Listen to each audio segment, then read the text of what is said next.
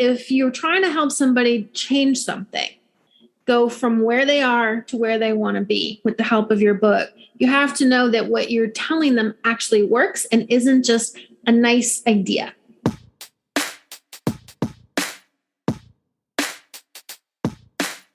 My mission is to help people write better books, the books that they envision. I'm hoping to change the conversation a little bit in publishing where we're not focused on speed, but we're focused on creating quality books. The reason that it's so cool is because I think a core message for any good book should be transformational on its own. When you get it right, then it becomes transformational when people hear it, even if they haven't read the book yet. The promise piece is essential because if you're promising something that can't be achieved, then you're only going to end up with disappointed people.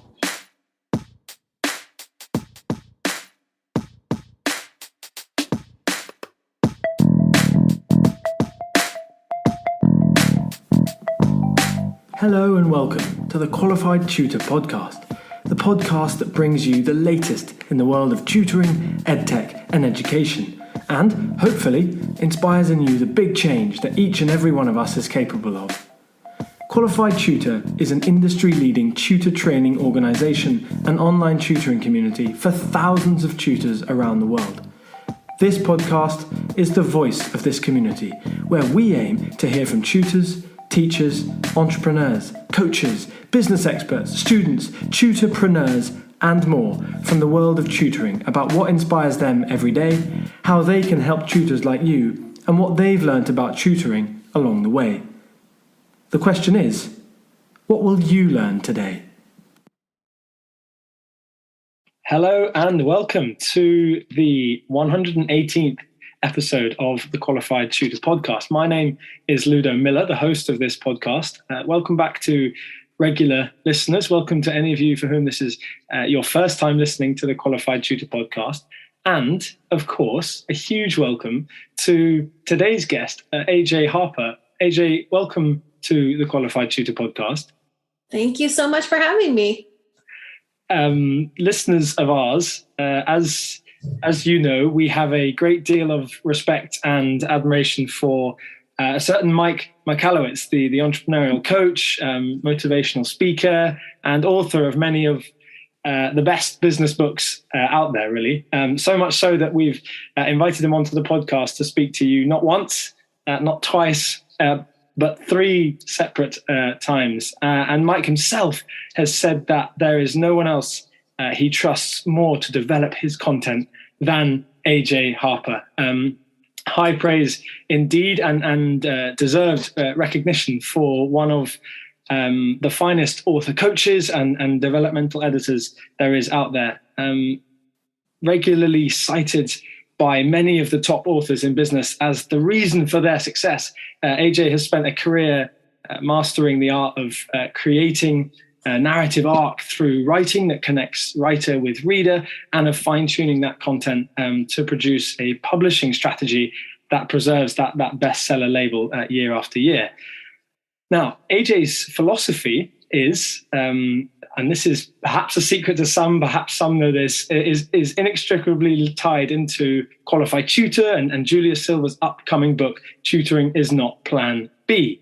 AJ and Julia have been working together for a long time now, and the features of AJ's best-selling style can be found throughout the book, even though it's only draft form. So that book will be coming out soon, and I'm going to say now, get ready to register or listen back to this episode when it does come out to pick up on some of the subtleties from AJ that you might have missed the first time around. Now, AJ, just before we get into this conversation, you have a book of your own that was released this year, do you not? Do you mind telling us a little bit more about that book? Sure, happy to. It's called Write a MustRead, and it's a long time coming. It's based on 17 years in publishing, and it's a book I thought I'd never write, but I decided to write because my workshop students, Julia is an alum of my workshop, had such great results that since I knew I could teach what I had done on my own for years, I decided that I wanted to make it available to as many people as possible so that, even if you didn't have the money for a course or even the money to buy the book, you could check it out from the library and learn these skills. That was really important to me, to make it available to more people. And so the book came out on May 24th, and it's available where all books are sold. And if there's one reason, AJ, why someone listening to this now should go and pick up a copy of Write a Must Read, what is that reason? Well, my mission is to help people write better books, the books that they envision. I'm hoping to change the conversation a little bit in publishing, where we're not focused on speed, but we're focused on creating quality books. And I think that there's the main reason you should go get the book is because there is this myth that we need to be of a certain level of talent or ability to write a must-read book. And you do need a team of editors to help you out. But what you really need, what cuts through that talent factor, doesn't make it irrelevant, but it's less relevant, is focusing on your reader. So in the book, I teach the same frameworks that Julia learned, and it helps you to get past that big question mark of, is my idea good enough and am I good enough to write it? So if you have those questions where you're feeling like, I think I want to write a book, but I don't think I can write a good one, or I'm not sure if my idea is good enough, this book will give you the confidence and tools to be able to pull it off. That's a pretty good elevator pitch, AJ. Now, I'm sure you're well versed in the works of Simon Sinek, and regular listeners will know we refer back to Simon's work often at the start of episodes, just to get a sense of our speaker and that of our guest. And that the question that we tend to frame that with is around your why. So, AJ, could you tell us a little bit more about what your why is and how you came to live that? I think as a ghostwriter, I was a ghostwriter for 10 years.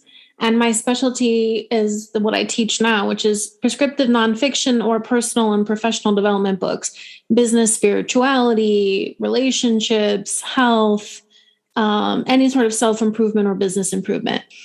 And I just noticed a pattern of people just trying to get books out as fast as they could. But then the problem was the dreams they had for those books, the work that they put into them could not support the dreams they had. And there was just a lot of heartbreak, also a lot of heartbreak in terms of getting misinformation about what the world of publishing is really about. And I think anytime that we can demystify that process, it becomes easier to take it on and we can make good decisions. So my why is to elevate it, elevate this pursuit of getting a book done so that we're not just getting it done. We're actually putting something magic out into the world. I mean, a book my life's work is in that book. And you can go to any library and get somebody's life's work or what their work they worked on for years check it out for free. Or if you have the cash, you can get it for a few bucks.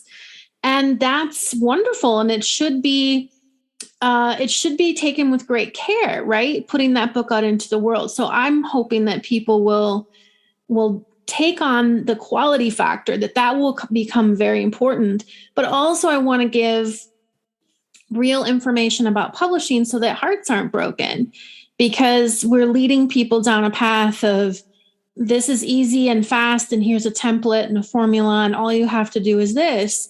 But we're putting art out into the world, and it's not as simple as that. So if we are well-informed people who take the charge for quality seriously, then I think more dreams can come true and fewer hearts broken. And that's my personal why.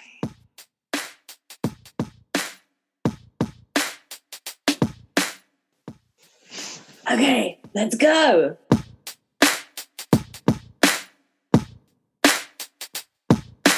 Welcome, everyone, to this, the 11 a.m. event on Monday, the 24th of January at the Love Tutoring Festival. Okay, here we go. So the first prize that we are going to give away today is number 9. Number 9 is, I need an extra monitor. That's what I need.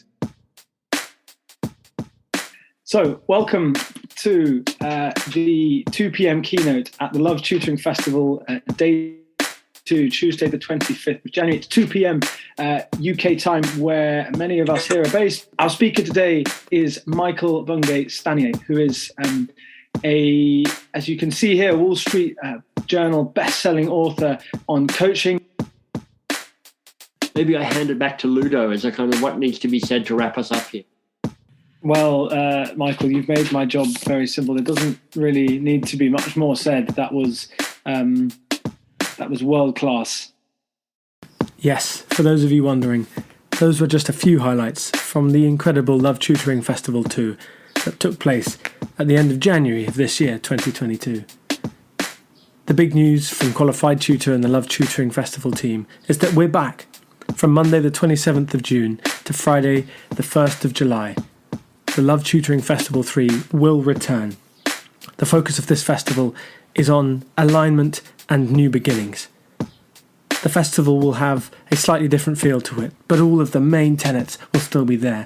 A host of amazing speakers, including world-renowned leaders in education such as Craig Barton, will be joining us for a festival fanfare of training and of connection. Those are the values which hold the Love Tutoring Festival together, and those are the values that we want you to come and take part in over the week of the festival. Head to qualifiedtutor.org/love-tutoring-festival, or simply head to our website qualifiedtutor.org to find out more and book your ticket today.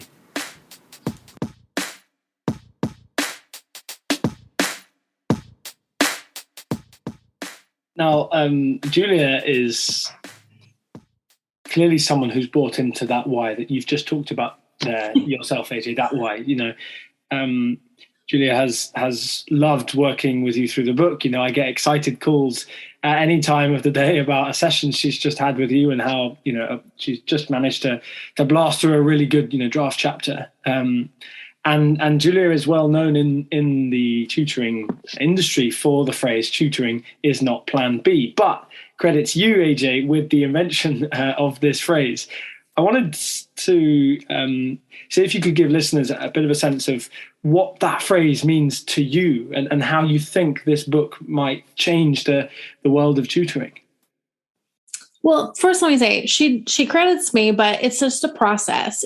I didn't actually come up with it. I helped her discover it. And it's what she always believed. I think it's what I call a core message, by the way. So she followed my advice as well, and she started talking about it way before the book was done. And now she's speaking about it. Now she's known for this.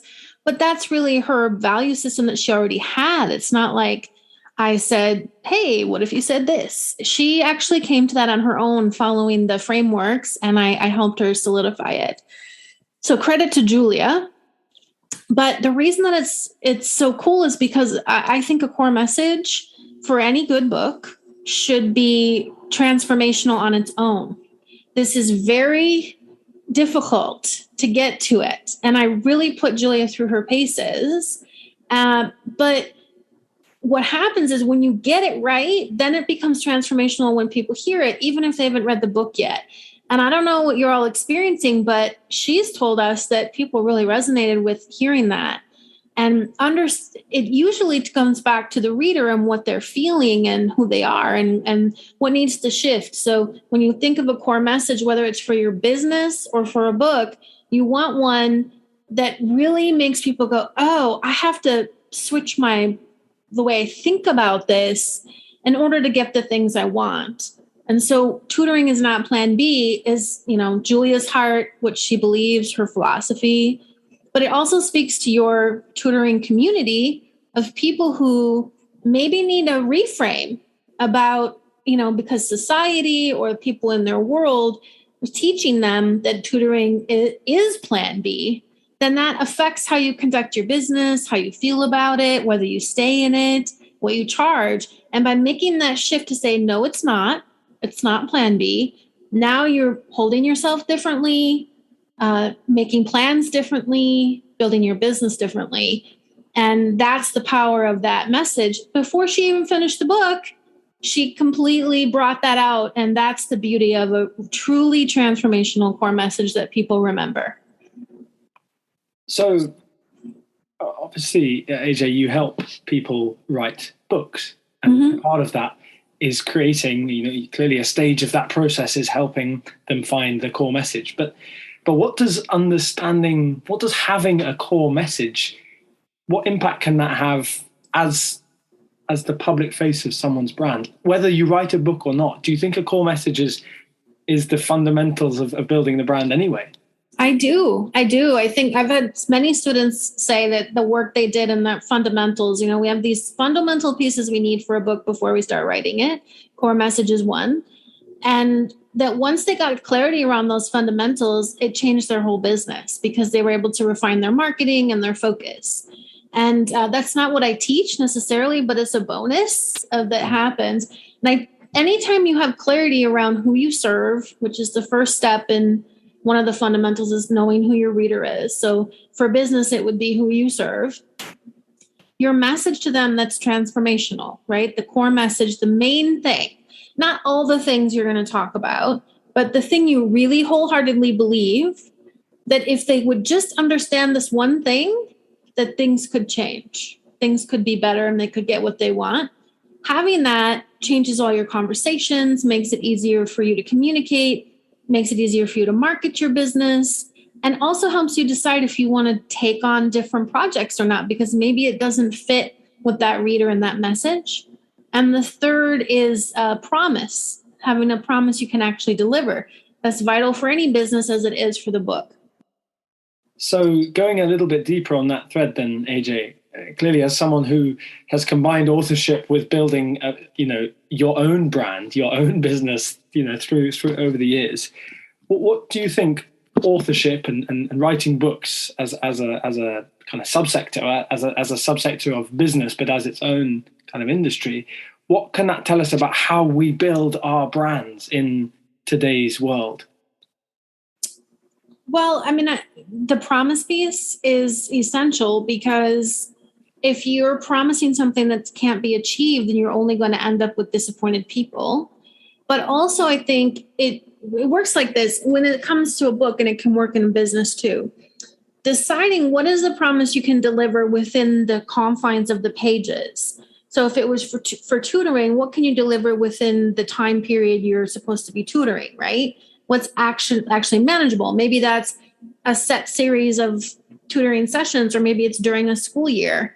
But making it really clear instead of setting a goal that seems pie in the sky, right? So it's managing those expectations, but it's actually the reverse is true as well. If you say, I really want to promise this, maybe you need to modify it and bring it down, but maybe instead you need to rise up to it. So if you wanted to say, I want to promise this thing, but I don't know if I can, first ask yourself, well, what do I have to do so I can? Then that elevates you in the process. And in the book, it's deciding, okay, what other stories, content, research, action steps, exercises, whatever, what else do I need to do to actually deliver on the promise? Now you have a better book because you challenged yourself. So it's both sides. It's managing expectations so you can deliver, but also challenging yourself to see if you could maybe deliver this other thing. What could you do? And as teachers, that's a great question because you're always solving those problems about how to reach people. So I think that's a good way to look at it for your business as well. Yeah. So, you've worked with a lot of big authors who manage their own businesses as well. Does that, at what stage do you tend to work with a business owner in their authorship journey? Is there a particular point where authorship becomes part of a person's business? Yes, I think it's once you have that clear distinction about what you do versus what other people do. And very often it's when you also have a tested framework or process or message of some kind that you already have, you've shown that this thing works, whatever you do. that's the point where you can start authorship. You don't have to be a certain income level. You don't have to be a speaker. You don't have to be the best person in your industry by some strange standard. You just have to be able to say, this is what I know to be true. And I can show you because of these experiences, and I know this works. You don't want to write a book, at least not prescriptive nonfiction. Memoir is really different. Write that anytime you want. But if you're trying to help somebody change something, go from where they are to where they want to be with the help of your book, you have to know that what you're telling them actually works and isn't just a nice idea. So turning to your book then, as a small case study, AJ, why did you feel that now was the time to write a book that took your intended audience for Writer Must Read, your latest book? Why was now the time to write that book? Why was now the time to take people from where they were before to where they are after reading the book? Well, I share in the book that when I quit ghostwriting, retired from it, I honestly had no plans to teach anything, but it was Mike Michalowicz who called BS on me and said that I was letting my ego get in the way of helping people because I had this belief, I know what I do, but I can't teach that thing. I have my own super mojo intuitive stuff I do. I can't teach that. So once I knew that I could teach it, and I had so many books out there in the world from students who absolutely achieved exactly what they wanted with the book, I thought, okay, let me make this available to folks who can't afford my class. Honestly, that was it. I didn't grow up with very much. And the thought that people had to be of a certain income level to be able to work with me. I'm running a small business and I like to keep it small. So that's not going to change. So how can I get this information to people if I'm not going to be scaling up on my workshop? Meaning I'm not going to be doing it for thousands of people or even hundreds of people. So I just felt, let me get a book out there that even if you don't have the cash to buy it, you could go to your library and get it. That was just important to my value system. That's why now. Yeah. I think that's as important a message for other potential or even current authors as any other today. I'm interested to know, AJ, you've walked that path from not being an author to being an author, and along the way also helping hundreds, if not is it into the thousands of people you've helped? For sure. So there's tens of thousands of books out there that you've helped to craft and create. Well, not tens of thousands of books. I've definitely worked with more than 1,000 authors. I don't even know how many. I haven't written books for all of those people, just so we're clear. I've had many roles in publishing. Yeah. But yes, go on. I didn't want to that I would be dead if that were true, tens of thousands. But go ahead. Thank you for reining me in. How then? And you've talked about this slightly already, but I wanted to focus on this a little bit more. How does someone go from mastering their own business, their own niche, to writing, to taking the first steps to writing a book? The first step is to just get clarity about your audience. That is number one. And most people don't realize that clarity, and I'll talk about that in the talk, that clarity is everything, because it's what carries you through the entire process, even through marketing. Where a lot of authors go wrong is they decide who their reader is, and then they it's not their fault. They're not doing anything wrong, but they kind of forget about them once they decide. So it's about carrying your reader. It's like taking them as a guide, like Obi-Wan Kenobi, just taking them through the process all the way on the journey and being mindful of them on every page. So you have to have that clarity before you do anything else. And that is important work. It takes a little bit of time to really get clear, not about the demographics per se, maybe a little bit of demographics. I'm not talking about an avatar. I'm just talking about hearts and minds. Really getting clear about who you want to work with, who you want to hang out with for the foreseeable future, and what do they really want and what's standing in their way. And if you can get that clarity, then that is the beginning of the process. Well, I think you'll have made a whole bunch of people be listening into this now, cogs turning in the mind about who their audience is, making sure that they set aside time to focus on that, because as you say, it's such a fundamental part that people perhaps push past early on. Just kind of drawing to a close here, AJ. We love to know on this podcast what's next for our guests. Now, the first thing that's next, and you're alluding to it just then, if you listeners were slightly unsure what AJ meant by at the talk, AJ will be headlining the Tuesday at the upcoming Love Tutoring Festival. So that's Tuesday, the 28th of June, the pre-lunch slot at 12 p.m., where she will be talking about how to write a must-read business book. So, even if writing a book is not on your 2022 agenda, there is so much, as AJ was talking about just there, about learning about your business and your brand through the process that goes into writing a book. And I think that's massive, that's huge. And I think that is the key takeaway that you, our audience, will take from AJ's session there. So that promises to be a really, really high value session. So that's what's coming up next for AJ in QT land. But AJ, for you, what's next for you? Well, I'm continue to serve my students. So I teach my workshop twice a year. So I'll have one coming up in the fall. And I have a couple fun workshops I'm doing over the summer. And then I'm working on Mike's next book. So, keeping busy with that. Okay, so Mike will be coming back on for a fourth appearance. Yes. In the spring of 2023. That's great. AJ, thank you so much for jumping on with us here. As I said, the Love Tutoring Festival is where you can catch AJ next as part of the QT sphere. The link to the festival will be in the show notes, where you can grab your free ticket to see AJ and a bunch of other ticket options there as well. So that's not very long at all. That's starting next week, which will be Monday, the 27th of June. So we're really, really excited for that. But AJ, thank you very much for coming on. I hope you enjoyed talking about what you do. Thank you. Thank you very much. And we'll see you all next time. Thank you so much.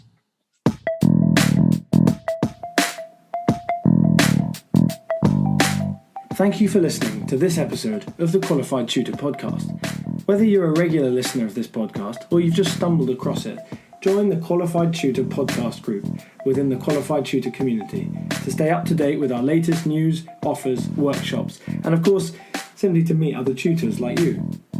Whatever your level as a tutor, our training courses will be the next step in your professional development.